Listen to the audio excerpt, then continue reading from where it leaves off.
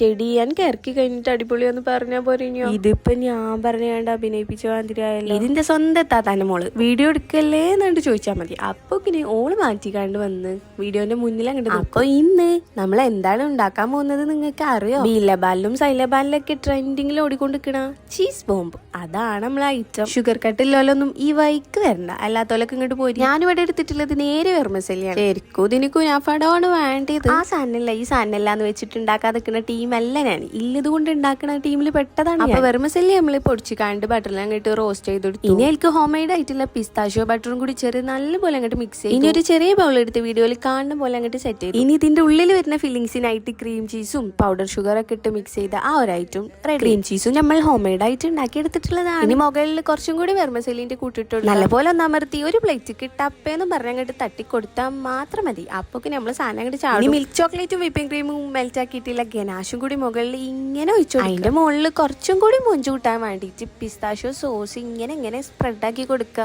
അത്രേ ഉള്ളൂ. നോക്കി നിങ്ങൾ കാണാൻ എന്ത് രസം. നിങ്ങൾ ബീലബാലിലും സൈലബാലിലും ഒന്നും വരി കഷ്ടപ്പെടണ്ട, വീട്ടിലങ്ങോട്ട് ഉണ്ടാക്കി നോക്കി. ഇങ്ങനത്തെ സാധനങ്ങളൊക്കെ നമ്മൾ തന്നെ വീട്ടിൽ ഉണ്ടാക്കി കഴിക്കണം എന്നില്ലോലും മാത്രം ഉണ്ടാക്കിയാൽ മതി. നിക്കേസിന്റെ വീഡിയോയിൽ തന്നെ പുറത്തുനിന്ന് വാങ്ങിയാൽ പോരെന്നൊക്കെ കുറെ ആൾക്കാർ ചോദിച്ചു. ഇത് സ്പൂൺ കൊണ്ടൊക്കെ കുത്തിയെടുത്ത് ആ ചോക്ലേറ്റ് ഗനാഷൊക്കെ കൂട്ടി കഴിക്കണം.